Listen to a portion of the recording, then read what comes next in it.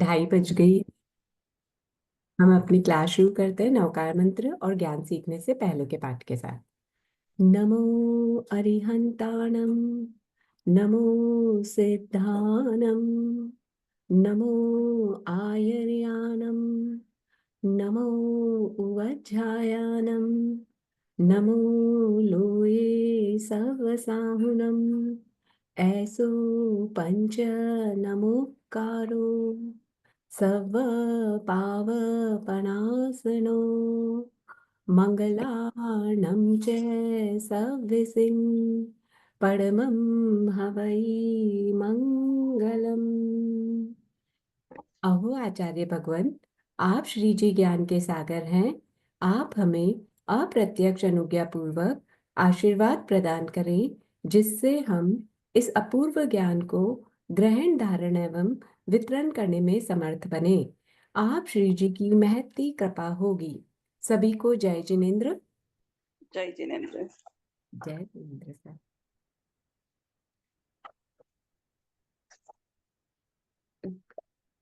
Admin की तरफ से जो भी हैं वो कर्म प्रज्ञप्ति वाला भजन लगा दीजिए प्लीज।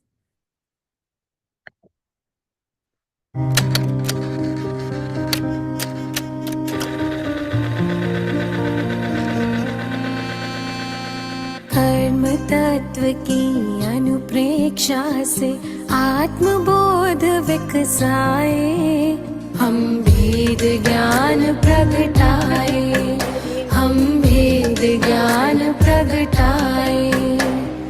निज आत्म में रमण करें और देह भाव विसराए, हम भेद ज्ञान प्रगटाए, हम भेद ज्ञान प्रगटाए।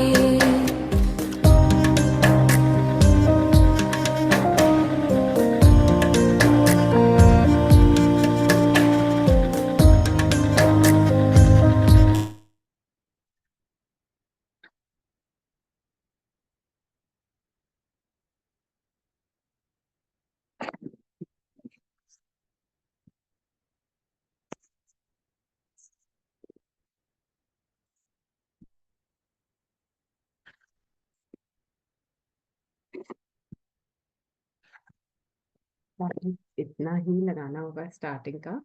मेरी आवाज आ रही है आप लोगों को बराबर? कोई कंफर्म कर दीजिए। हाँ, यस, आ रही है आपकी आवाज। ठीक है सर।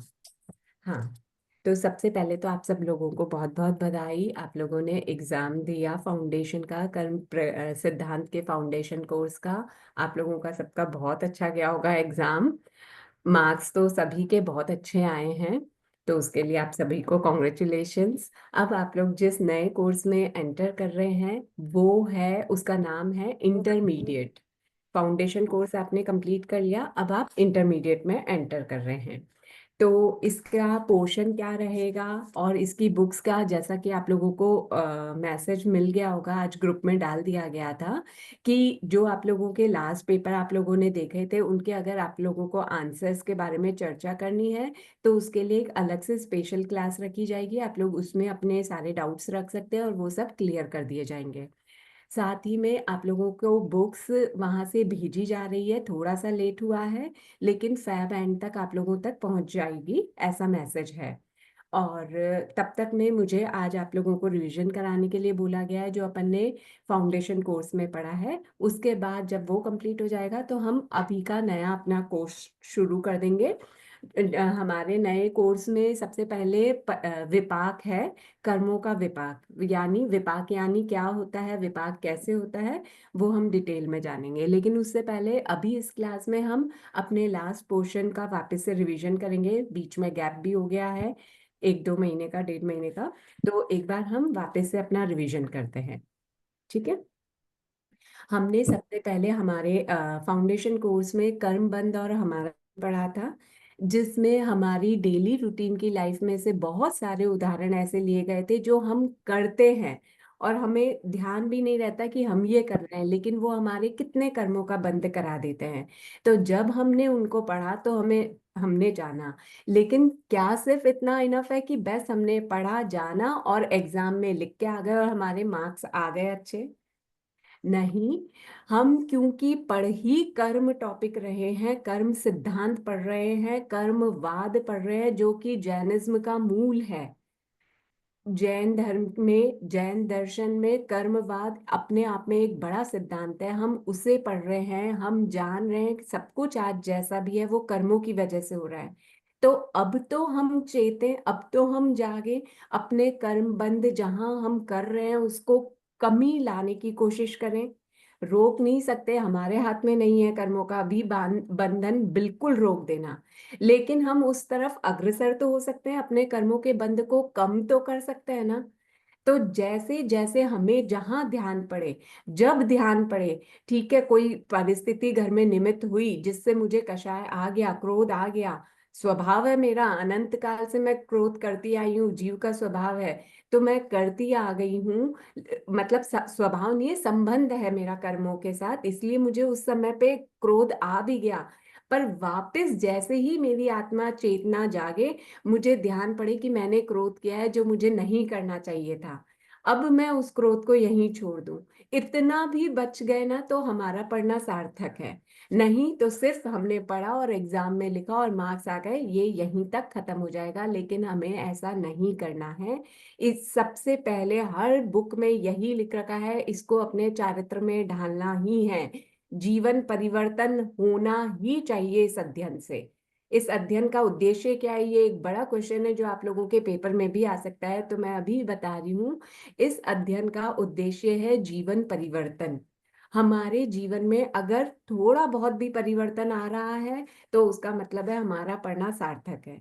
अब कितना परिवर्तन हमारे जीवन में आ रहा है उस हिसाब से हम अपने आप को रैंक दे सकते हैं। हमें दूसरों को नहीं बताना है कि हमारे कितने मार्क्स आए, हमें खुद को अपनी आत्म साक्षी से देखना है कि हमारे कितने मार्क्स आए हैं, हमारे जीवन में इसको पढ़ने के बाद कितना परिवर्तन आया है। तो आप सबसे यही कहना चाहूंगी कि जो भी पढ़ रहे हैं उसको साथ के साथ अप्लाई करने की कोशिश कीजिए, कमोबेश, कम ज्यादा जितना भी करें, हम जितना अपने चारित्र में ढालेंगे उतना ही हमारे लिए अच्छा है। तो ये हमने कर्मबंध और हमारे जीवन में देखा था। उसके बाद तत्व पे आ गए थे हम। उसमें हमने प्रवेश ग्रंथ, कर्म प्रज्ञप्ति नंबर 1 का प्रवेश ग्रंथ पढ़ा था, जिसमें अध्याय 1 से 4 थे हमारे। उसमें कर्मों का परिचय था, कर्म 8 प्रकार के बताए गए हैं। क्योंकि ये एज अ रिविजन लेना है तो मैं आप लोगों से पूछूं, आप लोग जवाब दीजिएगा। कर्म जी। कितने प्रकार के हम्म, होते हैं? 8 8 प्रकार प्रकार। के। नाम बताएंगे आप लोग? ज्ञानावर्ण्य कर्म, क्रम से बताइएगा प्लीज, है ना? ज्ञानावर्ण्य कर्म, वर्ण्य कर्म, दर्शनावर्ण्य कर्म, दर्शनावर्ण्य कर्म, वेदनीय कर्म, वेदनीय, मोहनीय कर्म, मोहनीय कर्म, आयुष्य, आयुष्य नाम, गोत्र, कर्म, अंतराय। नाम, गोत्र, अंतराय। अध्याय कर्म। बहुत बढ़िया। ज्ञानावर्णीय कर्म किसे कहेंगे? जिससे ज्ञान गुण पर जी आवरण कर्म आता ज्ञान। है। अगर मुझे सुनाई कम देता है तो इसका मतलब मेरे कौन से कर्म का आवरण है? ज्ञान गुण का। ज्ञान। हाँ, ज्ञान। क्योंकि ज्ञानावर्णीय कर्म में ना इंद्रियों से होने वाले ज्ञान पर भी तो आवरण आ रहा है ना। हम्म। मुझे जो भी फील होता है मेरी इंद्रियों से वो सब भी तो ज्ञान ही है। मेरे मन से मैं जो फील कर रही हूँ, मेरी आत्मा से जो मुझे बोध होता है वो सब भी ज्ञान है ना। तो हम्म। इसलिए इन सब में अगर मेरे को कुछ कम सुनाई देता है या सुनाई नहीं देता है, दिखाई कम देता है, चश्मा लगाने की जरूरत पड़ रही है, इन सब में इंद्रियों की शिथिलता हो रही है ना, इंद्रियां कम काम कर रही है, उनसे होने वाला ज्ञान मुझे कम प्राप्त हो रहा है। तो ये ज्ञानावर्णीय कर्म के उदाहरण हैं। जैसे चक्षु पर पर्दे के समान का उदाहरण हमने लिया था। और इसका एक और उदाहरण होता है जैसे कि बादलों, सूरज पे बादलों का आ जाना। ऐसे अलग अलग उदाहरणों से समझा जा सकता है। हमने अपने इसमें ये उदाहरण पढ़ा था, चक्षु पर पर्दे का आवरण आना। फिर उसके बाद है दर्शनावर्णीय कर्म। दर्शनावर्णीय कर्म मतलब दर्शन पर आरोहण आ जाना। दर्शन पर वस्तु के आवरण। सामान्य धर्म की जानकारी नहीं हो पाना। वेरी गुड, ज्ञान गुण पर व्यक्ति का। बहुत बढ़िया। मतलब आप लोग कुछ भूले नहीं है, सब आप लोगों की स्मृति में एकदम ताजा है। अपने दर्शन गुण पे आवरण आ जाना, यानी कि जो आत्मा का ज्ञान और दर्शन, ये 2 गुण है, उनमें से अगर ज्ञान पे आवरण आ रहा है तो ज्ञानावर्णीय कर्म के उदय के कारण से है। और कम ज्यादा है तो उसे हम बोलेंगे ज्ञान का क्षयोक्षम। जैसे जैसे तीव्र होता जाएगा ज्ञान तो बोलेंगे इसने काफी ज्ञान, आप लोगों ने ये शब्द सुने होंगे, इसका ज्ञानावर्णीय कर्मों का क्षयोक्षम तीव्र हो रहा है। यानी अब पहले याद नहीं होता था, पहले इतना ज्ञान नहीं था, अब इसको ज्ञान चढ़ने लगा है। तो ऐसे ही दर्शनावर्णीय कर्म है कि जो दर्शन गुण पे आवरण ले आए, यानी चैतन्य की अस्पष्टता। अगर तत्व की भाषा में बोले, बुक की भाषा में बोले, तो निद्रा निद्रा निद्रा, प्रचला प्रचला प्रचला, स्त्यानर्धि, ये सब क्या है? ये हमारे चैतन्य गुण को अस्पष्ट कर देते हैं। जैसे अगर मुझे कोई छूता है तो मुझे ध्यान पड़ता है, लेकिन नींदों में, अगर मैं गहरी नींद में होंगी, कोई मुझे छुएगा, मच्छर आके टच करेगा, तो मुझे ध्यान नहीं पड़ेगा ना। क्यों? क्योंकि उस समय दर्शनावर्णीय कर्म ज्यादा प्रगाढ़ रूप से हावी है। उस समय निद्रा में हूं या निद्रा निद्रा में, प्रचला में, इन मतलब ये जो चैतन्य की अस्पष्टता है, ये दर्शनावर्णीय कर्म की वजह से है। इसमें उदाहरण दे रखा है राजा के द्वारपाल के समान दर्शनावर्णीय कर्म। राजा के द्वारपाल, तो इसमें राजा कौन हुआ? राजा कौन है इस उदाहरण में? राजा हमारी आत्मा। आत्मा। आत्मा। Very good. हमारी आत्मा, आंखें भी कह सकते हैं, आत्मा भी कह सकते हैं, इस उदाहरण की अपेक्षा से आत्मा है।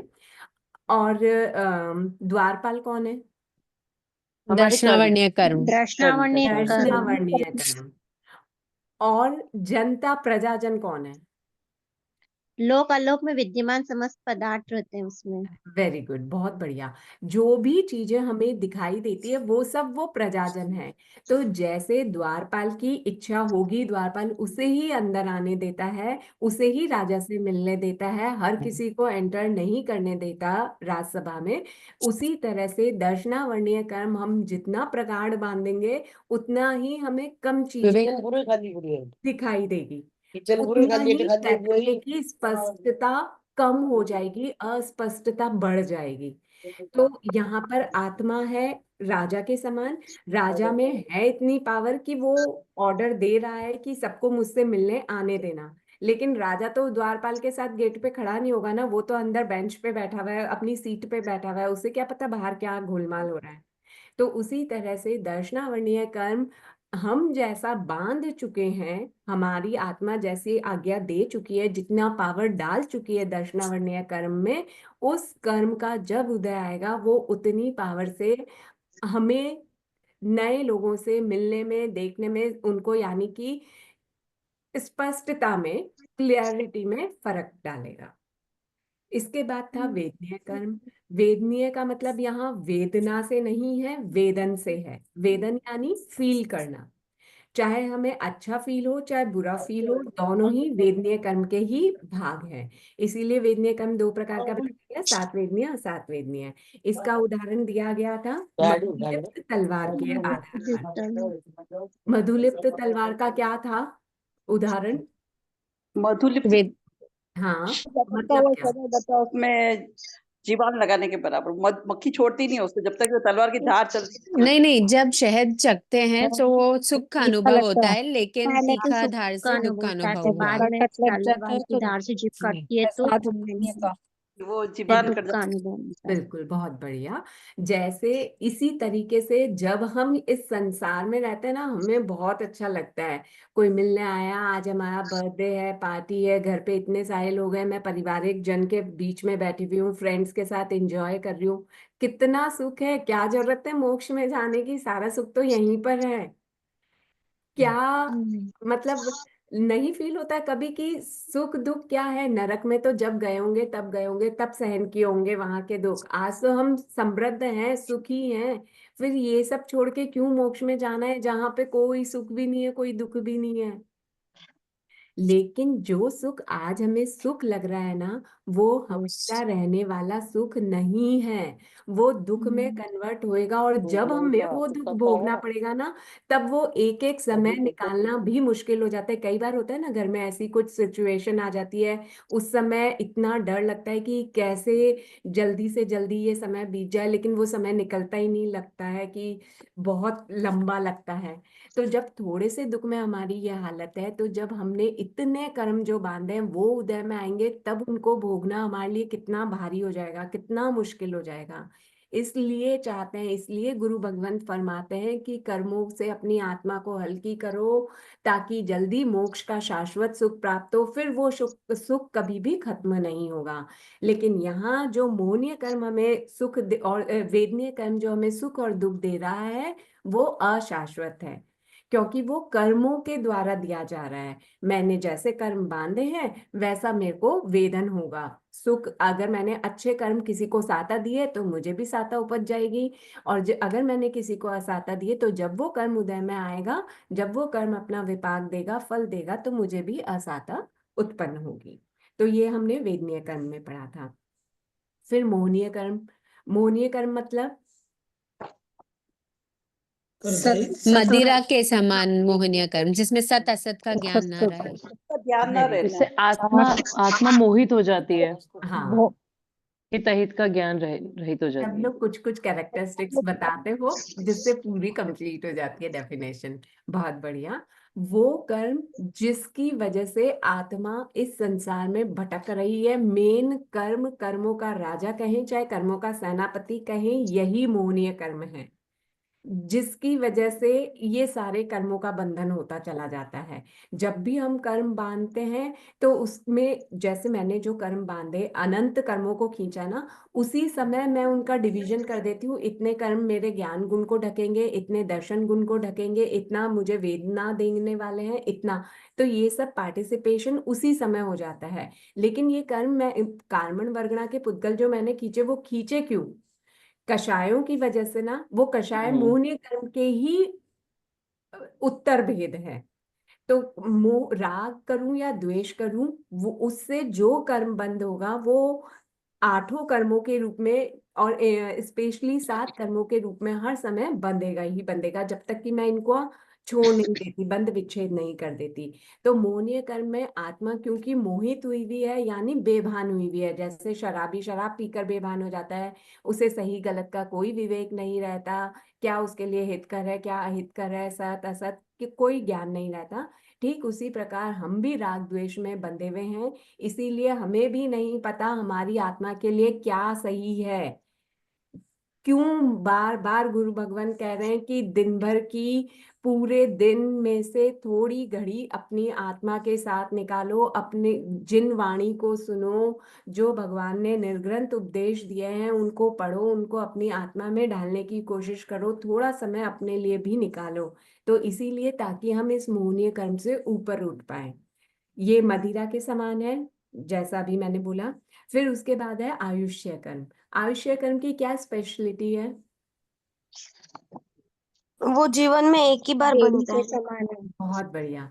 ऐसा कर्म जो हम हर जीवन में एक ही बार बांधते हैं, और जब भी बांधेंगे अगले भव में उसका उदय आ ही जाएगा। बाकी कर्म तो मैं कब बांधूं और वो कब उदय में आएंगे, वो उसके टाइम पीरियड पर डिपेंड करते हैं कि उसका बाधा काल कितना होगा, फिर उतने सालों बाद या उतने अंतर मुहूर्त बाद वो उदय में आएगा उतनी देर के लिए। लेकिन आयुष्य कर्म बाकी सबसे डिफरेंस इसलिए है, हर जगह ये अलग ही चलेगा। आयु कर्म का जब भी वर्णन करेंगे ज्यादातर हम अलग ही वर्णन करेंगे। क्यों? क्योंकि इसका बंध एक तो जीवन में एक ही बार होता है, दूसरा इससे बस ये आयु खत्म हुई और उस आयु का उदय शुरू हो जाता है।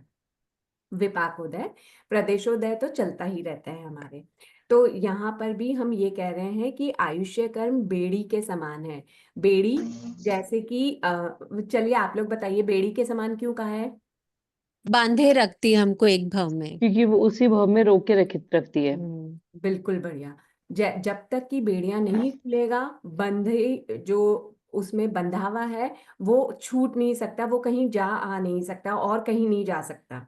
ठीक वो उसी प्रकार जब तक आयुष्य कर्म का हमारे उदय रहेगा, तब तक हम, जब तक इस कर्म इस भव की आयु को पूरा नहीं भोग लेंगे, हम भी कहीं और पैदा नहीं हो सकते, कहीं और नहीं जा सकते। तो फिर यहाँ पर एक क्वेश्चन आया था कि अगर ऐसा है तो फिर अकाल मृत्यु किसे कहते हैं? कि भाई इसकी उम्र लंबी थी लेकिन इसकी सडन डेथ हो गई, बट ऐसा खूब कैसे? पुद्गल के हिसाब से लेते, कर्म पुद्गल के हिसाब से। बहुत बढ़िया। प्रदेश तो पूरे भोगने ही पड़ते हैं। हाँ, हमने जितनी क्वांटिटी के प्रदेश आयु कर्म के बांधे हैं वो तो हमें भोगने ही होंगे, हम भले ही उसकी स्थिति काल को कम कर ले। कम काल में वो ज्यादा जल्दी जल्दी भोग लेवे, लेकिन उतने प्रदेश तो हमें भोगने ही होंगे। ये हमने आयुष्य कर्म में पढ़ा था। फिर उसके बाद है नाम कर्म।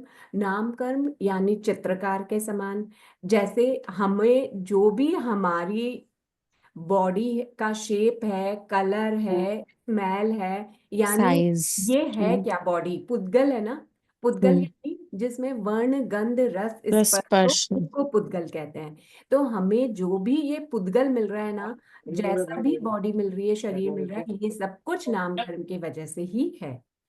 जब अभी हम विपाक वाला चैप्टर पढ़ेंगे, उसमें भी विपाक में डिवीजन कर रखा है कि ये आत्मा में सीधा फल देते हैं, ये पुद्गल में फल देते हैं, पुद्गल विपाकिनी है। यानी पुद्गल विपाकिनी है यानी ये सीधा शरीर में आपका इफेक्ट दिखाएगा। आपने ये कर्म बांधा है तो आपको ऐसा इफेक्ट दिखेगा अपने शरीर में, वो पुद्गल विपाकिनी कहलाती हैं। तो पुद्गल यानी शरीर, जो हमारा शरीर है वो पुद्गलों का बना हुआ है। तो वो पुद्गल इसीलिए, जैसे जब कोई चित्रकार चित्र बनाता है तो उसमें विभिन्न कलर भर सकता है, बड़ा छोटा बना सकता है, दुबला पतला काला गोरा, जो भी चीज बनाता है, चित्रकार के चित्र डिफरेंट डिफरेंट होते हैं। उसी तरह हमारे नाम कर्म की वजह से हम सब भी डिफरेंट डिफरेंट दिखाई देते हैं। फिर उसके बाद में है गोत्र कर्म। गोत्र कर्म जो कुंभकार के कारण। कुंभकार के जैसे है। कुंभकार क्या करता है, कुंभ यानी वो घड़ा बनाता बड़े है। बने। घड़े भले ही वो एक साइज के बना देगा, एक जैसे दिखने वाले बना देगा, लेकिन अगर उन घड़ों की पात्रता उनमें रखे गए सामान के आधार पर होती है। दिखने में एक समान है, हाइट, बाहर से मिट्टी विट्टी सबका सेम प्रयोग किया गया है, लेकिन उस घड़े की पात्रता उसमें मैं जो सामान रख रही हूँ उसके आधार पर है। यदि मैंने उसमें दुर्गंध वाला सामान रख दिया तो फिर वो घड़ा दुर्गंध देने लगेगा। लेकिन अगर मैंने उसमें कस्तूरी भरी, चंदन भरा, कोई अच्छी चीज भरी, तो वो उसकी स्मेल ले लेगा। मैं कोई अच्छी पूजनीय वस्तु उसमें रख रही हूँ तो वो पूजा के योग्य हो जाएगा, लेकिन अगर मैंने उसमें कुछ गंदगी भर दी तो वो गंदा कहलाएगा। तो इसी प्रकार जैसे कुंभकार का पॉट उसमें रखे गए सामान के आधार पर पात्रता रखता है, उसी प्रकार हमारा जो गोत्र कर्म है वो भी हमें उच्च या नीच कहलाने के योग्य बनाता है। जब हमारे जैसे कर्म का उदय होगा गोत्र कर्म का, वैसे ही हमारा गोत्र होगा। यहाँ हमने ये क्लियर किया था कि जन्म से किसी की गोत्र ऊंची है या नीची है, हम उस गोत्र की बात नहीं कर रहे कि ये ऊंचे कुल में पैदा हुआ या नीच कुल में, नहीं। उसके खुद का व्यवहार कैसा है उसके आधार पे डिपेंड कर रहा है गोत्र कर्म। जैसा कि यदि कोई डॉक्टर है वो दूसरों को बचाने का कार्य कर रहा है, तो यानी उसके उस समय उच्च गोत्र का उदय है। नैरिक है, नैरिक और तिर्यंच है, इनके जीवन भर नीच गोत्र का ही उदय रहता है। यानी इन्होंने जो कर्म बांधा है उसका उस समय वही उदय आएगा जो कि नीच गोत्र का होता है। तो इसलिए नैरिक हो चाहे तिर्यंच हो, तिर्यंच में चाहे वो श्रावक बन जाए लेकिन फिर भी उसके नीच गोत्र ही रहेगा उदय में। देवता है, उनके उच्च गोत्र का ही उदय होता है, चाहे से वो किलविषी देवता हो चाहे कोई भी देवता हो, लेकिन उनके उच्च गोत्र का ही उदय रहता है। मनुष्य ऐसा है जिसमें उच्च और नीच दोनों प्रकार के मिल जाते हैं गोत्र, जिनमें भी 1 से लेकर 4 4th गुणस्थान तक उच्च और नीच गोत्र मिल सकते हैं। श्रावक से लेके आगे के गुणस्थानों में सिर्फ एक उच्च गोत्र का ही उदय होता है। मिस, गोत्र ऊपर नीचे होता रहता है कंटिन्यूअस, जैसे अगर सीढ़ी चढ़े, गुणस्थान चढ़े और वापस गिरे तो ऊपर बिल्कुल, नीचे होता है। हाँ बिल्कुल। आपका उस समय व्यवहार कैसा है उस पे डिपेंड है ये गोत्र। अच्छा। ओके। ऐसे जन्म से नहीं है कि मैं इस घर में पैदा हुई, मैं अच्छे हम्म। ऊंचे कुल में पैदा हुई, राजघराने में पैदा हुई तो मेरा उच्च गोत्र रहेगा, ऐसा नहीं हम्म। है ना। तो ये चेंज होता है। हम्म। गोत्र कर्म के बाद हमने अंतराय कर्म और पढ़ा। नाम कर्म नहीं चेंज होता है, या वो भी चेंज होते रहता है? चेंज होता रहता है ना, कभी हम शरीर का। सुंदर लगते हैं, कभी हम कम सुंदर लगते अच्छा। हैं, चेंज होता रहता है। रंग कभी फेयर हो जाता है, कभी डार्क हो जाता है, ओके। ये सभी। और गति जाति, ये वर्ण, वो सहनन, फिक्स। हाँ। स्थान, सब कुछ नाम कर्म पे ही डिपेंड होता है अपना। हाँ। तो वो चेंज होते रहता है। बेसिकली तो सभी चेंज हो रहे हैं आयुष्य कर्म को छोड़ के, जब जिसका जैसा उदय आएगा वैसा हो जाएगा। अब है अंतराय कर्म। अंतराय कर्म भंडारी के समान है। जैसे कि राजा के भंडार में बहुत संपदा है, राजा देना भी चाहता है दान, लेकिन भंडारी उसके मनोबल को कम कर देता है, नहीं नहीं यहाँ नहीं देना चाहिए, ये योग्य नहीं है, इसको दान नहीं देना चाहिए। इसी तरह अंतराय कर्म होता है। कई बार हमारी प्रबल इच्छा होती है इसकी सहायता करनी चाहिए, लेकिन तभी हमारा अंतराय कर्म हमें दूसरी तरफ ये समझाता है कि नहीं, क्या पता इसने मुझसे लेकर के कोई गलत चीज में यूज कर लिया तो, और हम हट जाते हैं, दान देने से रुक जाते हैं। तो ये जो, मेरी आवाज बहुत धीरे आ रही है क्या? नहीं, सही आ रही है दीदी। ओके, किसी ने मैसेज डाला है आवाज बहुत धीरे आ रही है सर। नहीं, उनके नेटवर्क की प्रॉब्लम होगी। हाँ, तो जैसे भंडारी दान को रोक सकता है, दान देने से दान की भावना कम कर सकता है राजा की, ठीक उसी तरह अंतराय कर्म है। जब हमारा अंतराय कर्म उदय में आता है ना, तो हम दान, लाभ, भोग, उपभोग, वीर्य, इनमें अपने आप ही शिथिल हो जाते हैं, कम करते हैं ये चीजें। तो अंतराय कर्म हमें बाधा उत्पन्न करता है दान आदि पुण्य कार्य करने में, जैसे भंडारी के समान अभी मैंने बता दिया। और जैसे जैसे ये अंतराय कर्म कम होता चला जाएगा, वैसे हम अपनी इच्छा से, हम अपनी शक्ति से, वीर्य से काम कर सकते हैं, हम तपस्या कर सकते हैं। कई लोग हैं एक उपवास भी नहीं हो पा रहा, क्यों नहीं हो पा रहा? उनके अंतराय कर्म का उदय आया हुआ होगा। इसलिए ठीक है, जब बांधा था तब बांधा था, आज ऐसा करें, कोई तपस्या कर रहा है तो उसका सपोर्ट करें। मोह के आगे ये नहीं, अरे नहीं नहीं तू भूखा नहीं रह सकता, तू रहने दे, तू तो खा ले खाना, ऐसे नहीं। वो कर सकता है, जितना कर सके उतना तो उसको करने दें, सपोर्ट करें उसका। ठीक है भाई, उसको भूख लगती है, मैं उसके मालिश कर दूं, उसको थोड़ी साता पहुंचे जैसे कर दूं। जितना हम सरल रहेंगे, जितना सहायता करेंगे, उतना ही हमारा अंतराय कर्म कम होता चला जाएगा। मतलब जो बंधा हुआ है ना, उसमें भी अपवर्तना वगैरह करण लागू होते हैं। उद्वर्तना, अपवर्तना, ये करण है, आगे सब पढ़ेंगे हम कि बंधे हुए कर्मों को भी कैसे चेंज किया जा सकता है। यहाँ तक कि निद्धत और निकाचित कर्म होते हैं ना, वो भी जब श्रेणी चढ़ते हैं तो वो भी अनिद्धत अनिकाचित हो जाते हैं 90 गुण स्थान में। तो इतना शक्ति है हमारी आत्मा में कि हम ये सब चेंजेस कर सकते हैं, तो क्यों ना करें। इसके बाद में आयुष्य कर्म पढ़ा दीदी था। दीदी एक डाउट है, ये हाँ आपने जो शब्द यूज किया अनिकाचित, ये हाँ फर्स्ट टाइम सुन रही हूँ। मुझे हाँ, यही हमने भी पता फर्स्ट था। टाइम सुना। जब आप श्रेणी के का वर्णन समझेंगे ना, करेंगे उपशम श्रेणी, शपथ श्रेणी, हाँ जब हाँ। उसमें चढ़ता है, तब वो क्रम से कुछ चीजें करता जाता है। उसमें एक क्रम में ये भी आता है कि 90 गुण स्थान में जीव 8वें के अंत में और 90 के प्रारंभ में निद्धत और निकाचित को अनिद्धत और अनिकाचित कर देता बट अभी तक यही जान रही थी कि निकाचित कर्म को भोगना ही पड़ता है है। हाँ, उसको। यही चीज हमने भी, हमारी क्लास में एक ने यही उदाहरण उठाया, बोला कि महावीर स्वामी के लिए कहते हैं ना कि जी उन्होंने जी। प्राचित कर्म बांधा था। तो हमारी टीचर ने हमें ये समझाया कि सबसे पहले तो स्टोरीज को तत्व ज्ञान के साथ मिलाना छोड़ दो। इस धर्म कथा अलग है, और आप जो तत्व पढ़ रहे हो, जो सिद्धांत पढ़ रहे हो, वो अलग है। तो आप मैच मिक्स मत करने की कोशिश करो। और जनरली निद्धत और निकाचित कर्म अपने हिसाब से, निकाचित है तो वो निकाचित ही रहेगा। निद्धत यानी जिसमें 4 करणी लग सकते हैं, मतलब उद्वर्तना, अपवर्तना ऐसे करके। पर निद्धत में कोई, निकाचित में कोई करण नहीं लगता है। लेकिन जब जीव उपशम श्रेणी चढ़े या शपथ श्रेणी चढ़े, तब वो इनको चेंज कर देता है। ठीक है, तो ये आगे के वर्णन में आएगा। बहुत सारी चीजें हमें नई नई पता चलेगी जो हमने सामान्य रूप से सुनी ही नहीं होगी, पर जैसे जैसे आगे विषय बढ़ेगा तो समझ में आ जाएगा। ठीक है।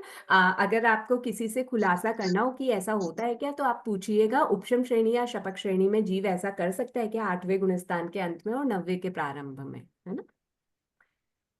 ठीक है। इसके बाद हमने अकाल मृत्यु का मीनिंग समझा था, अकाल मृत्यु से मरने वाले जीव के बारे में पढ़ा था, सौपक्रमी निरुपक्रमी आयु किनकी होती है वो पढ़ा था, और उस अध्याय से प्राप्त शिक्षा, ये हमारा फर्स्ट चैप्टर हुआ था।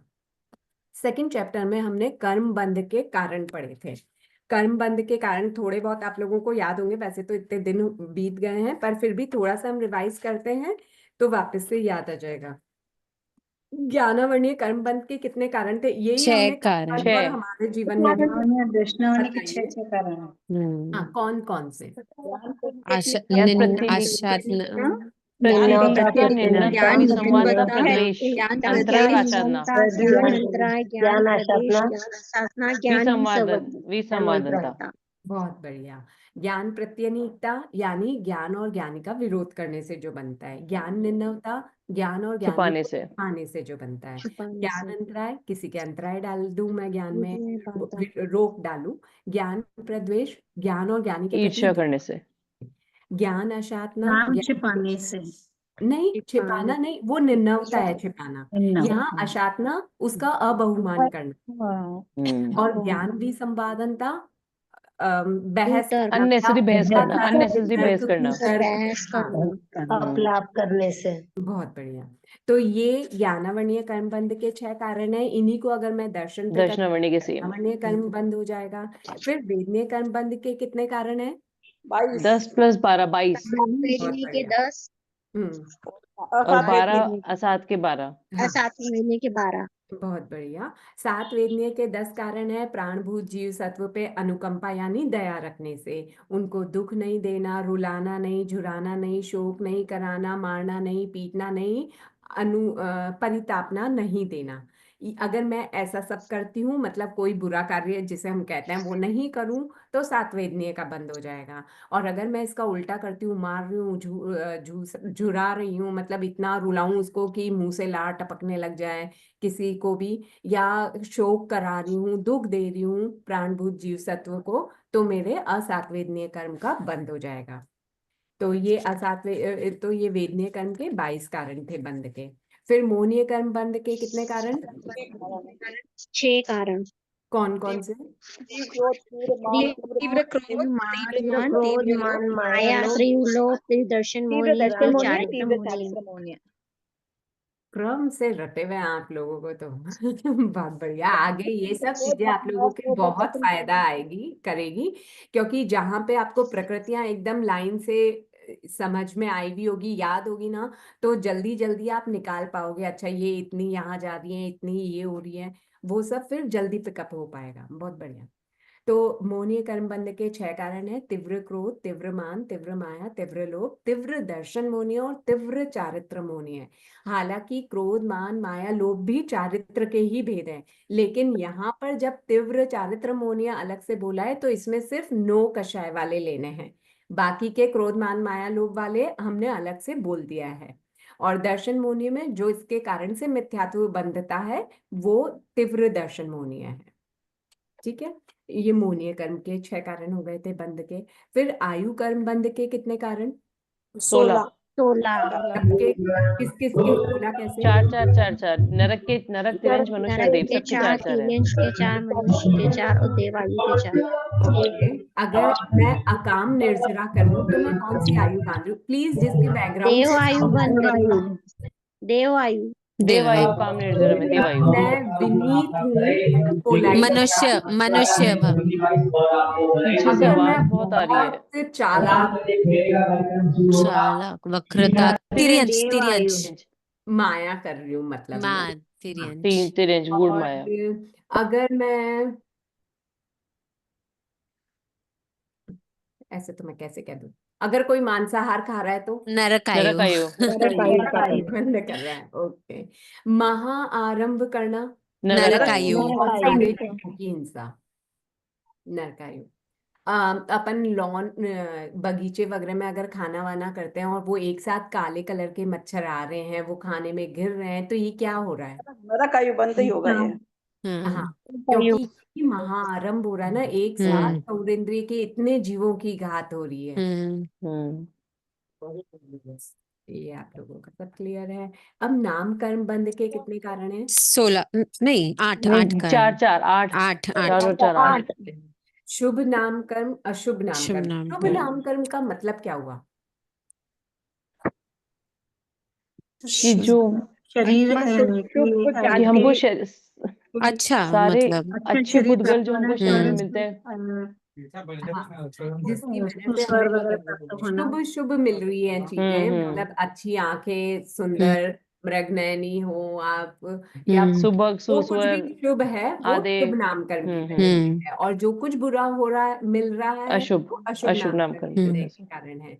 तो इनको बांधने की क्या क्या कारण है, तो अगर हमारे मन मन वचन वचन काया की काय सरलता। की सर तो हाँ, हम सरलता पूछते और हैं हम वक्रता। काले क्यों हैं, या मैं ठिन्नी क्यों हूँ, ऐसा कुछ भी क्वेश्चन आए तो ये समझ लीजिए, अगर काया की वक्रता करूंगी तो जब उदय में आएगा तो काया मुझे अशुभ ही मिलेगी। अगर मुझे शुभ काया चाहिए आगे भविष्य में तो मैं काया की सरलता रखूं, मैं मन वचन काया की सरलता रखूंगी, विसंवाद रहितता रहूंगी। तो नैपकिन पे फोन मत रख प्लीज, भैया का नैपकिन है। तो ये सब चीजें मुझे अच्छी ही मिलेगी। आज जो भी मिली है वो कल का किया हुआ कर्म था, आज शुभ करूंगी तो आने वाला समय मेरा शुभ बीतेगा। तो मुझे अगर अच्छा चाहिए तो मैं इन सब में सरलता रखूं। फिर गोत्र कर्म बंध के कितने कारण? 16। 16 करें। हाँ, पूछ और गोत्र के 8 है। गोत्र के 8 और नीच गोत्र के 8 8। का नीच मद गोत्र करे के 8। और 8 का मद नहीं करे। बहुत बढ़िया। बढ़िया। फिर अंतराय कर्म बंध के कितने कारण? 5 5 पांच का भोग दान लाभ दान वीर्य, लाभ इसमें भोग अंतराय भोग और देना। वीर्य। भोग वीर्य। वीर्य इन सब में अंतराय देना। बहुत बढ़िया। और इसको पढ़ के हमें शिक्षा ये मिली कि कर्म बंध के हेतु जो उनको लो तुम जान, नहीं बांधता कर्म जो वह सच्चा विद्वान। इन कर्म बंध के कारण जो हैं, यदि इनको हम जान लेंगे और फिर हम अगर नहीं बांधेंगे, वही सच्चा विद्वान है। जो मैंने क्लास के स्टार्टिंग में बात बोली थी कि सिर्फ पढ़ लेने से विद्वान नहीं होते, विद्वान वो होता है जो पढ़ी हुई शिक्षा को अपने चारित्र में ढाले। ठीक है। अब इसके बाद हमारा लेसन थर्ड आ गया था। लेसन थर्ड कर्म और आत्मा पे थे। सबसे पहला ही क्वेश्चन वही था इसमें कि कर्म नहीं, वो सबसे लास्ट है कि कर्म ज्यादा संपन्न है कि आत्मा। आत्मा आत्मा क्यों भाई, कर्म ही की आत्मा। वजह से तो सब आत्मा में विद्यमान वह होता शक्ति है जिससे वह है। कर्मों का नाश कर वही तो सके। कर्म वेरी का गुड। उससे। कर्मों को अपने कर्म से तो जड़ बांधने है। वाली भी हम्म आत्मा ही थी। वो कषाय, वो योग आत्मा ने ही प्रवर्ताए थे, जिस वजह से अट्रैक्ट होके कर्म अपने पे चिपके थे। और कर्म आत्मा में ही इतनी शक्ति है कि वो जब चाहे इनको दूर कर सकती है, बस अपनी शक्ति का आभास होना चाहिए उसे। सुन के कितना अच्छा लगता है ना, कैसे ही कर्म तोड़ सकते हैं। और क्या, देखो ना कितने अनंत अनंत आत्माएं तोड़ के मोक्ष प्राप्त कर चुकी है। बस अब अगला अपना ही नंबर है। ठीक है। आत्मा के साथ में बांधे हुए कार्मण वर्गणा के पुद्गलों को कर्म कहते हैं। फिर हमने इसमें वर्गणा समझी थी। वर्गणा आप लोगों को सबको क्लियर है ना, वर्गणा क्या होता है? एक बार पल्ली आप थोड़ा सा बता दीजिएगा उसका शॉर्ट में। हाँ, ठीक है। बेसिक से समझते हैं। पूरे लोक में पुद्गल हैं बिखरे हुए, है ना। वो प्रदेश, और ये तो हमने समझा था, वो ध्यान है, स्कंद देश प्रदेश, स्कंद यानी ग्रुप पूरा। फिर उसका कोई सा भी एक अगर भाग की बात कर रहे हैं तो वो देश कहलाता है, और एक ऐसा भाग जिसका और वापस से हिस्सा ना किया जा सके वो प्रदेश कहलाता है। और अगर वही प्रदेश जब तक स्कंद के साथ जुड़ा हुआ है तब तक प्रदेश कहलाएगा, देश लेकिन जब वो अलग अलग हो भूमि जाएगा, स्वतंत्र परमाणु हो जाता है तो वो परमाणु कहलाता है। परमाणु बन जाता है। हाँ। तो ऐसा जो स्कंद है ना, जब वो समान जाति वाले हों, यानी सेम कैटेगरी वाले ऐसे स्कंद हों, तो हम उसको वर्गणा कहेंगे। यानी पुद्गलों के, सजातीय पुद्गलों के समूह को वर्गणा कहा जाता है। एकदम सामान्य भाषा में मैं समझने के लिए बोलूं तो कतार समझ लीजिए, लाइन, जिनमें जो स्कंद हैं, जो पुद्गल हैं, वो सब एक ही क्वालिटी वाले हैं। जैसे सब में अगर काला गुण है, काले गुण के भी अनंत भेद होते हैं, अनंत गुण काला, ऐसा आप लोगों ने सुना होगा, एक गुण काला, दो गुण काला। हम्म। लेकिन जिसमें सेम सेम हो ना, उसकी लाइन को, उसकी कतार को हम वर्गणा कह सकते हैं। यानी वर्गणा का मतलब जिनमें समान गुण हो उनके ग्रुप को वर्गणा कहा जाता है। दीदी एक मिनट डिस्टर्ब करूंगी। बिल्कुल। ये जो उसमें एक लाइन थी कि प्रदेशों की संख्या के हिसाब से इनको बांटा गया है। हाँ, इसमें नंबर को लिया गया है। जैसे अब मैं उदाहरण, वैसे तो अनंत में होते हैं तो अनंत का उदाहरण तो कोई दे नहीं सकता, सिर्फ ऐसे ही समझने के लिए उदाहरण बता दूं। जैसे 400 400 प्रदेशों वाला स्कंद है, जिसमें 400, ऐसा लड्डू ले लो जिसमें 400 दाने हैं, उन 400 दानों वालों की जो एक लाइन रहेगी उसको हम वर्गना कहेंगे। अब अगर 401 नंबर किसी लड्डू में है, 401 दाने हैं, तो उसकी फिर अलग कतार होगी, उसको हम इसमें नहीं ज्वाइंट करेंगे, है ना। तो जो समान जाति वाले हैं, समान गुण वाले हैं, उनके ग्रुप को वर्गना कहते हैं। किसी विशेष प्रकार की समानता वाले समुदाय को वर्गना कहते हैं। ये क्लियर लाइन दे रखी है। अब वो विशेष प्रकार की समानता, हम जब जिस बारे में बात करेंगे उस प्रकार की समानता को लेकर के वर्गना को समझा जाएगा, ठीक है। तो ये वर्गना होती है। हम जब भी खींचते हैं, किसी एक परमाणु को नहीं खींचते, हमारी आत्मा में इतनी शक्ति नहीं है कि हम परमाणु को खींच सकें। हम जब भी खींचेंगे अनंत को ही एक साथ खींचेंगे, क्योंकि हम जब कषाय करते हैं तब इतना कषाय करते हैं, हम जब योग प्रवर्ताते हैं तो इतना योग प्रवर्ताते हैं कि अनंत एक साथ खींचे चले आते हैं। अनंत के भी अनंत भेद होते हैं, ये मैं पहले कह चुकी हूँ। नहीं समझ में आए तो पूछ लीजिएगा, उदाहरण देके समझा दूंगी।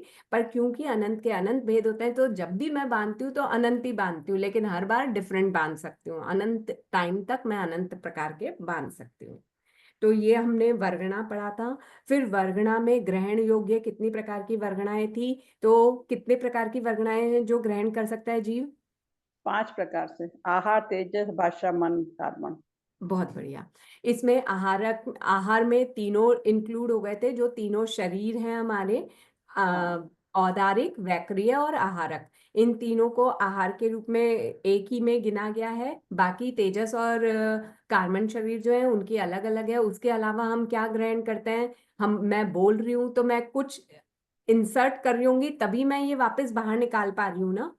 तो जो पुद्गल मैं ग्रहण कर रही हूँ वो भाषा के पुद्गल हैं, उन्हीं को मैं शब्दों में कन्वर्ट करके बोल रही हूँ, जो आप लोगों को सुनाई दे रहा है। तो ये भी मैंने कुछ खींचा ना, तो जो मैंने खींची वो भाषा वर्गणा के पुद्गल थे। इसी तरह से जब मैं मन से विचार करूंगी तो मैं मनोवर्गणा के पुद्गल को खींचूंगी। इनके अलावा और क्या होगा, मन वचन काया, काया की वजह से जो पांचों होते हैं वो 3 हमारे आहार में आ गए और 2 अलग अलग अपना आ गया, तेजस और कार्बन। 3 तो यही हो गए। उसके अलावा भाषा और मन हो गए। इसके अलावा एक चीज और हम करते हैं, सांस लेते हैं और छोड़ते हैं। तो यहाँ पर वो चीज अभी क्लियर कर दी गई है कि हमारा जैसा शरीर होता है ना, हम उसी के पुद्गलों को उस शरीर के श्वासोच्छ्वास के रूप में लेते और छोड़ते हैं।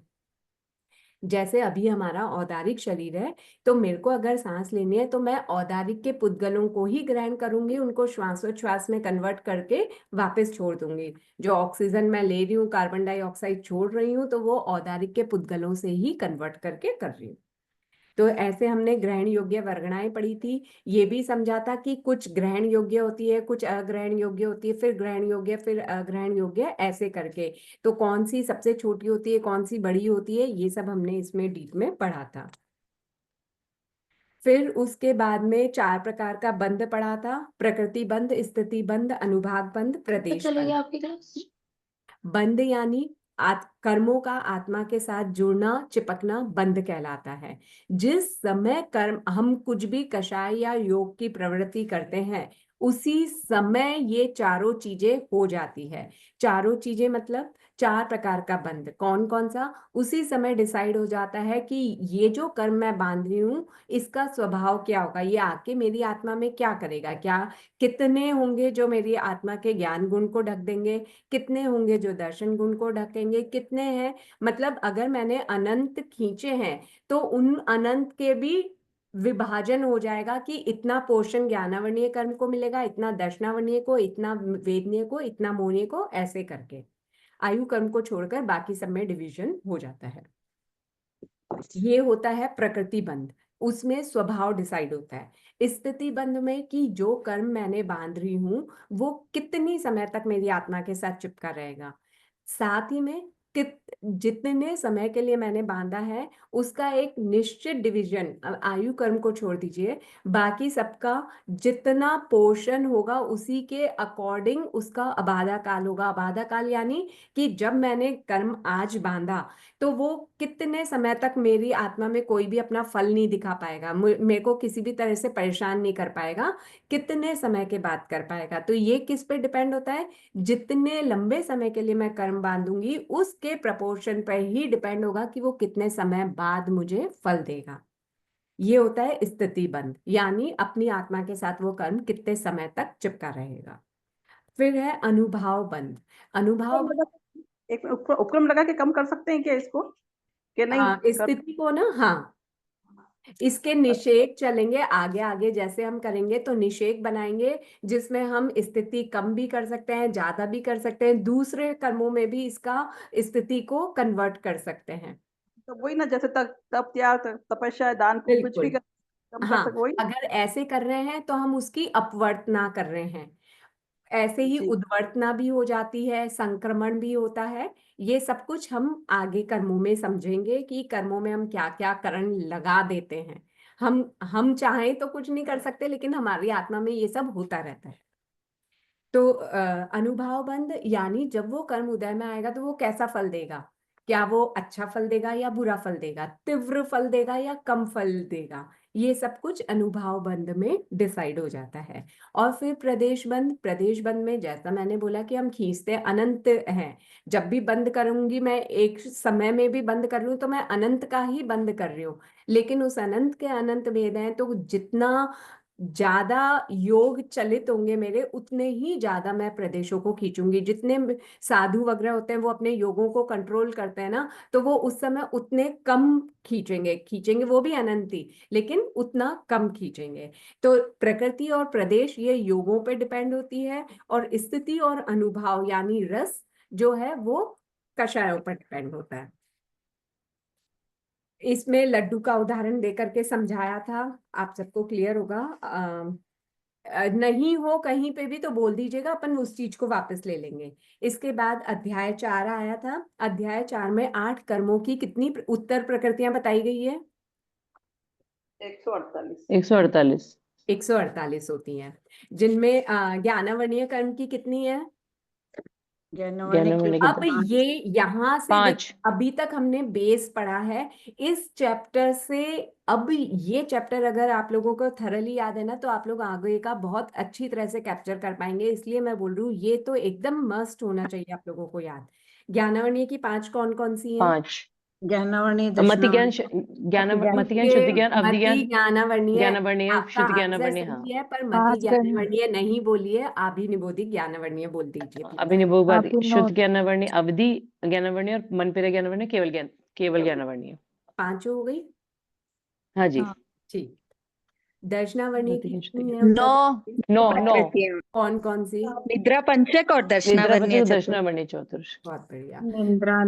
निद्रा प्रचला निद्रा प्रचला निद्रा निद्रा प्रचला प्रचला निद्रा, सत्यावृद्धि। दर्शन और केवल दर्शन। ओके, दर्शन नहीं, दर्शनावर्णीय। दर्शनावर्णीय। हाँ, अगर हमने आवर्णीय नहीं बोला तो ये तो पॉजिटिव चीज हो जाएगी, गुण हो जाएगा। कर्म बोलना है तो वो आवरणीय वाला लगाना पड़ेगा। केवल दर्शनावर्णीय, केवल दर्शन अच्छी चीज है, केवल दर्शनावर्णीय कर्म है। ठीक है। फिर वेदनीय कर्म कितने प्रकार के? 7 वेदनीय, 7 वेदनीय। आपने सात सात वेदनीय, और असात पढ़ा होगा ना। छोटी 7 छोटी वेदनीय, चीजें 7 हैं, ध्यान वेदनीय। दीजिए। 7 वेदनीय और असात वेदनीय बोलिए, है ना। 7 असात ही है ना, 1 मिनट में चेक कर लेती हूँ। हाँ, 7 हाँ, 7 आती है। हाँ, बरसों से 7 हालांकि ऐसा जो तो आप बोलते बोल रहे हैं। हैं वो गलत नहीं है, पर जो हमें कहा गया है अभी बोलने के लिए ना, आप वही बोलिए, ठीक है। अपने लिए अच्छा रहेगा कि अपन सिद्धांत के साथ चल रहे हैं, इसलिए बोल रहे हो। करते करते आ जाएगी प्रैक्टिस में। फिर मोहनीय कर्म। मोहनीय कर्म की कितनी प्रकृतियां, उत्तर प्रकृतियां? 28 सीधा 28 सीधा वैसे 2 है, दर्शन मोहिनी और चारित्र मोहिनी। हाँ, फिर दर्शन मोहिनी की मोहिनी 3 है। सम्यक चारित्र मोहिनी की तो नहीं, पहले दर्शन मोहिनी की बताइए मुझे। 3 है। सम्यक वेदनीय, मिथ्यात्व वेदनीय, सम्यक सम्यक वेदनीय, हाँ। मिथ्यात्व वेदनीय, अब सम्यक चारित्र मोहिनी की मिथ्यात्व कितनी है? 25 है, 16 और 9। तो इनके कसाई हेडिंग क्या है? हेडिंग कषाय बताइए। वेदनी नो कषाय वेदनी। बहुत कसाई वेदनीय की 16 और 9 कसाई की 9। हाँ, कषाय विनय की 16 कौन सी हैं? कषाय अनंतानुबंधी, क्रोध, अनंतानुबंधी चतुर्थ, चौक, मान, माया, अप्रत्याख्यान और क्रोध, मान, और माया, लोभ, संजुलन। प्रत्याख्यान और क्रोध, मान, माया, और संजुलन, संजुलन क्रोध, क्रोध मान। मान। ओके, और 9 कषाय कौन कौन से? स्त्री हास्य पुरुष शोक नपुंसक रति हास्य रति वेद अरति हाँ, भय शोक इससे जुगुप्सा। से शुरू करना है, हास्य रति किस क्रम से पुरुष बोलना वेद नहीं है। हाँ स्त्री वेद पुरुष वेद नपुंसक वेद हास्य रति अरति नपुंसक भय वेद। शोक जुगुप्सा। बहुत बढ़िया। अच्छा तो ये हमारा मोहनीय कर्म भी यहाँ पर हो गया। एक्चुअली ये थोड़ा एक क्वेश्चन था कि जब हम दर्शन मोहिनीय बोलते हैं तो उसको हम सम्यक्त वेदनीय क्यों बोलते हैं? सम्यक्त मोहिनीय, मिथ्यात्व मोहिनीय और मिश्र मोहिनीय क्यों नहीं? इसमें वेदनीय क्यों लिख हाँ, और फिर क्योंकि कषाय यहाँ वेदनीय पर और वो नौकषाय सम्यक्त्व वेदनीय। का वेदन कर रहा है, अनुभव कर रहा है। वेद नहीं है शब्द इसलिए लगाया गया, पहले ऐसे ही बोलते थे, संकित मोहनीय, मिथ्यात्व मोहनीय, सम्यक मिथ्यात्व मोहनीय, और कई बुक्स में अभी भी वही मिलेगा। वही लेकिन है। अपने इसमें अभी ये संशोधन किया गया है कि जो ओरिजिनल बुक्स वगैरह है ना, मतलब आगम वगैरह है, उससे उसमें ये शब्द यूज किए गए हैं, सम्यक्त्व वेदनीय, मिथ्यात्व वेदनीय, सम्यक मिथ्यात्व वेदनीय। इसलिए हमें भी आगम के बराबर चलने के लिए ये शब्द यूज करने चाहिए। और रीजन ये है क्योंकि इसका जीव वेदन कर रहा है, अनुभव कर रहा है। हालांकि है ये मोहनीय कर्म की उत्तर प्रकृतियां, मगर इसका क्योंकि अनुभव कर रहा है, इसको फील कर रहा है, वेदन कर रहा है, इसलिए इसमें वेदनीय शब्द लगाया गया है। इनके क्रम में भी पहले जैसे हमने पहले पढ़ा हाँ था तो हास्य से था और अब स्त्री से स्टार्ट हो गया ये नहीं नहीं, difference ये क्यों तो है? हमेशा से ऐसा ही था ना, स्त्री वेद, पुरुष वेद, नपुंसक वेद। नहीं, हमने जब जैसे क्रम हम पद्धति कर्म पहले पढ़ी तो हास्य रति अरति भय शोक जुगुप्सा स्त्री वेद पुरुष वेद नपुंसक वेद ऐसे था। अच्छा, अब यहाँ क्रम ये हो गया तो ये कंफ्यूजन रहता है हर हाँ बार की क्रम। सही बात है, और बार बार चेंज होता है तो हम खुद ही गड़बड़ा जाते हैं कि ये वाला याद करना है नहीं, कि वो जैसे वाला याद करना है। सही जैसे बात। मरुधर केसरी जी महाराज साहब की पुस्तकें जो ओरिजिनल कर्म ग्रंथ की आती हैं उनमें भी यही वाला क्रम है, हास्य रति अरति भय शोक जुगुप्सा। ओके, तो उसमें भी यही क्रम चल के आ रहा है, सिर्फ ये जो आपकी पुस्तक है उसमें क्रम डिफरेंट है, तो वो काफी कंफ्यूजन हो जाता है आपकी बात पढ़ने में बिल्कुल भी और बराबर याद है, करने में हाँ भी। कंफ्यूज हो जाते हैं अपन। लेकिन ये जब भी इन्होंने संशोधन किया है ना, तो नीचे दे रखा है कि आप इसका प्रमाण यहाँ से देख लें। तो आप एक बार वो प्रमाण देख लीजिएगा, और फिर भी अगर आपको डाउट है तो आप है ना, मतलब अपना चाहे से वॉइस रिकॉर्डिंग में ये डाल करके कि इसका प्रमाण इस आधार पर ये सही नहीं है, ये क्रम सही है, इसमें कोई बात नहीं है। आप अपना पॉइंट ऑफ व्यू रख सकते हैं, आप मुझे भेज दीजिएगा, मैं आगे फॉरवर्ड कर दूंगी कि ये बता रहे हैं कि इस आगम में ये क्रम दे रखा है, हाँ, जबकि दूसरे आगम में हमने भी यही पढ़ा हाँ, है, है ना। पहले जैसे हास्य जैसे रति उसमें अरति भी आता है। निद्रा निद्रा पिछला प्रचला वही थे, आपका ये थोड़ा सा चेंज आया तो उससे बार बार कंफ्यूज हो जाते हैं याद करने में। बिल्कुल होता है, हम भी आप लोगों के साथ जैसे ही हैं, हम भी होते हैं। पर इसीलिए इन्होंने सब जगह नीचे आधार दे रखा है कि आप इसको यहाँ से, इस गाथा से देख सकते हैं कि वहां पे सिमिलैरिटी है। निंद्रा निंद्रा का तो क्या उसमें एक तो समवायांग में है और एक स्थानांग में हाँ, वो अलग क्लियर अलग से इन्होंने दिया गया लिखा है उसका कि क्रम। इन हाँ ग्रंथों में यहाँ पे ये क्रम दे रखा है और इनमें ये दे रखा है, और क्योंकि हम इसको आधार मान के चल रहे हैं, इसलिए हमने ये क्रम यूज किया हाँ है ना। तो ऐसे क्लियर स्पष्ट इन्होंने अपना बताया है, हम भी अपना स्पष्ट बता सकते हैं कि यहाँ पर यही है और बाकी सब में भी यही मिल रहा है, तो फिर ये क्रम क्यों चेंज हो रहा है। तो फिर सामने वाले को हम कह सकते हैं कि हाँ भाई, आपने क्रम सही नहीं लिखा है। लेकिन जब सामने वाला हमें अपना आधार बता रहा है कि हमने इसको आधार मान के किया है, तो फिर हम कुछ नहीं कहेंगे ना। ठीक है। अब दर्शन मोहनीय कर्म, दर्शन हो गया, चारित्र हो गया, ज्यादा डीप में नहीं जाएंगे क्योंकि ये सब आप लोगों को बिल्कुल अच्छे से। मैम, हाँ बोलिए। ये संकेत वेदनीय का हम कैसे वेद करते? संकेत वेदनीय संकित वेदनीय के कारण से हमें सर्ववृत्ति प्राप्त नहीं हो रही।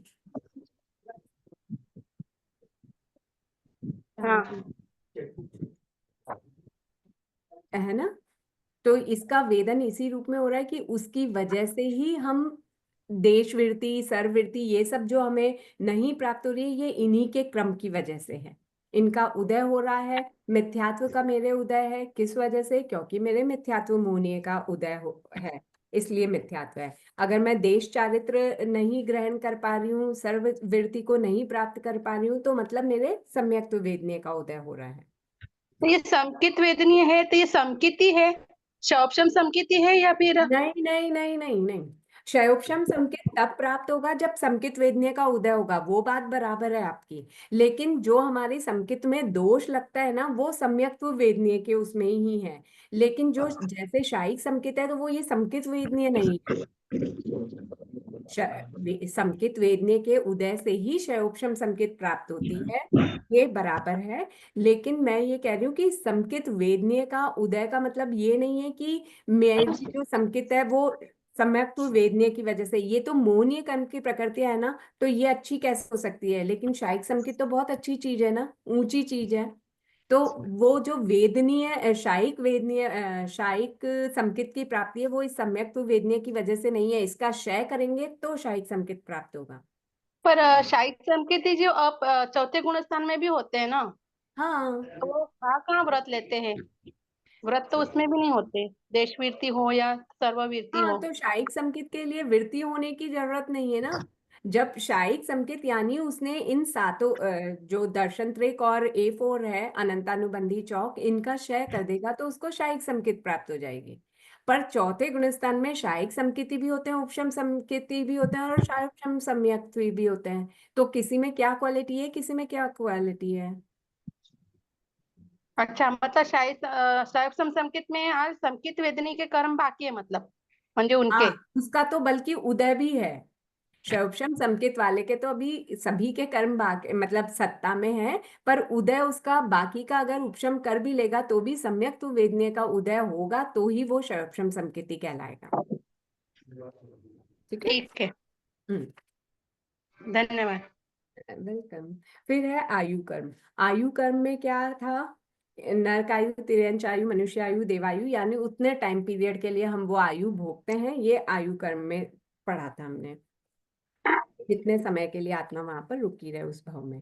फिर नामकर्म। नामकर्म में गति चतुर्दशक, ये भी नाम चेंज हुए थे, मैंने कहा था ध्यान दीजिएगा। गति चतुर्दशक, फिर पराघात अष्टक आ गया, जबकि पहले पराघात अष्टक लास्ट में बोला जाता था, जिसे पिंड प्रत्येक प्रकृतियां बोलते थे।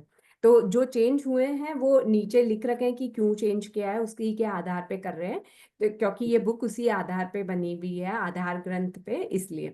तो गति चतुर्दशक, पराघात अष्टक, त्रस दशक और स्थावर दशक, ये पढ़े थे हमने। ये सभी को क्लियर होंगे, संनन संस्थान वगैरह। इनमें से किसी को कुछ डाउट है तो पूछ लीजिए। कहीं वैसे तो आप लोग सब एग्जाम दे के आए तो आप लोगों का होगा ही। आज की क्लास का सिर्फ एक यही वो था कि भाई इतना लंबा गैप हो गया है तो थोड़ा सा रिवीजन हो जाए, वापस से आप लोग इसमें आ जाएं क्रम में, तो हम आगे से पढ़ाई फिर शुरू कर सकें। मैम मेरे को दशक समझा देंगे क्या? हाँ, क्या समझाऊं। शाम को क्लास कितने बजे से होगा? ग्रुप में है मैसेज, आप उसमें देख लीजिएगा। 8:30 की क्लास बोल रहे हैं। आज होगी शाम को? हाँ, आज से क्लासेस शुरू है, मुझे नहीं पता है, ग्रुप में मैसेज रहेगा। Okay ma'am, thank you. नामकरण में आपने किसी ने कुछ बोला है समझाने के लिए, जल्दी से बोलिए क्या बोल रहे हैं। मैम दशक दशक दशक, अभी जो दशक की 10, जो 10 होता है उसको दशक कहते हैं, 10 की संख्या को दशक कहते हैं। तो इसमें त्रस दशक और स्थावर दशक ऐसे दो ग्रुप किए हुए हैं, जिनके त्रस का उदय होगा। मतलब इनका ऐसा नहीं है कि सीधा ये पूरा एक साथ किसी के उदय में आएगा और ये पूरा एक साथ आएगा, ऐसा नहीं है। इनमें से कुछ प्रकृतियां जो अच्छी हैं वो त्रस वाले में दे रखी हैं, जो बुरी हैं वो स्थावर वाले में दे रखी हैं। ऐसे इनके 10 के ग्रुप हैं।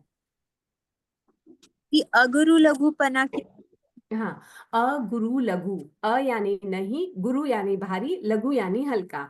जिस कर्म के उदय से ना हमें अपना वजन हल्का लगे ना भारी लगे, उसको अगुरु लघु नाम कर्म का उदय कहते हैं। हमें अपने यहाँ वजन फील नहीं होता ना, ये अगुरु लघु नाम कर्म का उदय है। ऐसा फील कब होता है हम लोगों को? ऐसा कोई एग्जाम्पल जब हमको ऐसा फील हो? इसीलिए अगुरु लघु नाम कर्म शाश्वत उदय में है। जब तक हम संसार में है ना, तब तक इसका बंध भी होता रहता है और उदय भी होता रहता है।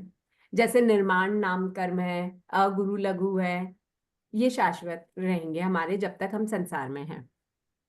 इनका बंध भी और उदय भी। जैसे बहुत एक व्यक्ति बहुत मोटा हो जाता है फिर भी उसको अपना भार महसूस नहीं होता। नहीं लगेगा क्योंकि अगुरु लघु नाम कर्म का है। हम्म। लेकिन जब लगने लगे तो समझो कि अगुरु लघु नाम कर्म मतलब अगुरु लघु नाम कर्म का अपोजिट है ही नहीं, गुरु लघु नाम कर्म है ही नहीं कि मैं ये कहूँ कि उसे फील होगा। उसे फील, खुद का वजन तो होगा ही नहीं, वो खुद को उठा थोड़ी सकता है कि फील होगा। तो अपने जब भी होता है इसी का उदय होता है, अगुरु लघु का ही। मैम जब ये फील होते हैं कि मोटे हो रहे हैं, पतले हो रहे हैं, तो भी ये गुरु लोगों में आएगा? वो तो हम नाप के देखते हैं, हमें अपना वजन थोड़ी फील होता है कि मेरा इतना हो गया वजन, अब मेरे को बहुत भारी लग रहा है, अब मैं नहीं उठा सकती अपना वजन, है ना। अच्छा। तो ये नामकर्म था, मतलब वो 10 प्रकृतियां दिखा रखी है इसलिए उसको दशक कहा गया है। बाकी ऐसा नहीं है कि ये वाला पूरा एक साथ में मिलेगा, ये वाला पूरा एक साथ में मिलेगा, नहीं। लेकिन ऑपोजिट ही है ज्यादातर, या तो ये उदय में आएगा या ये उदय में आएगा, या आप ये बांध रहे हो या ये बांध रहे हो, दोनों दशक में से एक एक चीज ही बांधोगे। और फिर नाम कर्म के बाद में अंतराय कर्म के 5 हैं, उनका उदय जैसे अभी हमने बंध बताया कि अगर उसका अभिमान मत करते हैं तो वो उसी रूप में हमारे बाधा उत्पन्न होती है, वो अंतराय है। इस तरह से फिर 8 कर्मों की 120 या 122 उत्तर प्रकृतियां बताई गई थी कि बंधने वाली 120 होती है और उदय में आने वाली 122 होती 122 होते हैं। हाँ, सम्यक्त्व वेदनीय और सम्यक मिथ्यात्व वेदनीय, जो बंधती तो नहीं है पर मिथ्यात्व से कन्वर्ट होकर के वो सत्ता में आ जाती हैं, इसलिए उदय में आती हैं। इस तरह से फिर नामकर्म की टेबल दे रखी है अलग से, जिसमें नामकर्म के अगर 42 भेद बता रहे हैं तो किस अपेक्षा से, 67 बता रहे हैं तो कैसे, और 93 बता रखे हैं तो कैसे, टोटल होते 148 हैं। इनका हमारे जीवन से क्या संबंध है, ये सब पढ़ने से फायदा क्या है। स्टार्ट भी क्लास यहीं से हो रही थी, एंडिंग में भी यहीं से कर रहे हैं कि इन सबको पढ़कर हम ये समझें कि हमारे साथ में जो भी बुरा हो रहा है, कोई मेरी बुराई कर रहा है, मेरे को अपशब्द बोल के जा रहा है, मैं तो समभाव से बैठ के समाई कर रही हूँ और कोई आके मेरे को 4 शब्द सुना के जा रहा है, तो इसमें उसकी गलती नहीं है, उस पर क्रोध ना करें, कषाय ना करें। वो ऐसा कर पा रहा है क्योंकि मेरे कर्म उससे ऐसा करवा रहे हैं, मेरे बंधे हुए कर्म आज उदय में आ रहे हैं कि उसको इतना बोलने की जरूरत पड़ रही है, नहीं तो वो मेरा कुछ नहीं बिगाड़ सकता। ये समझ अगर हम रख लेंगे तो हमारे कषाय कर्म हो जाएंगे, कषाय कर्म होंगे तो अपने आप कर्म कम बांधेंगे। तो ये इस सब का सार यही है पढ़ने का। कर्म प्रकृति से भिन्न है, आत्मा तेरा भाव, कर्म प्रकृतियों को तजो, प्रकटे निस्सुख भाव। इस यहाँ तक हमारा पिछले साल का कंप्लीट हो गया है रिवीजन। अगर आप में से किसी को कुछ डाउट है तो पूछ लीजिए, नहीं तो फिर हम ज्ञान सीखने के बाद का पाठ बोलते हैं। अहो आचार्य भगवान, यह ज्ञान हमारे भीतर में विनय की अभिवृद्धि करे, सरलता का विकास करे, सहनशीलता को बढ़ाए, हम पात्र प्रह बने, अनासक्त बने, 5 इंद्रियों पर विजय प्राप्त करके वीतरागता का वरण करें तथा परिपूर्ण सामायिक में लीन हो जाएं।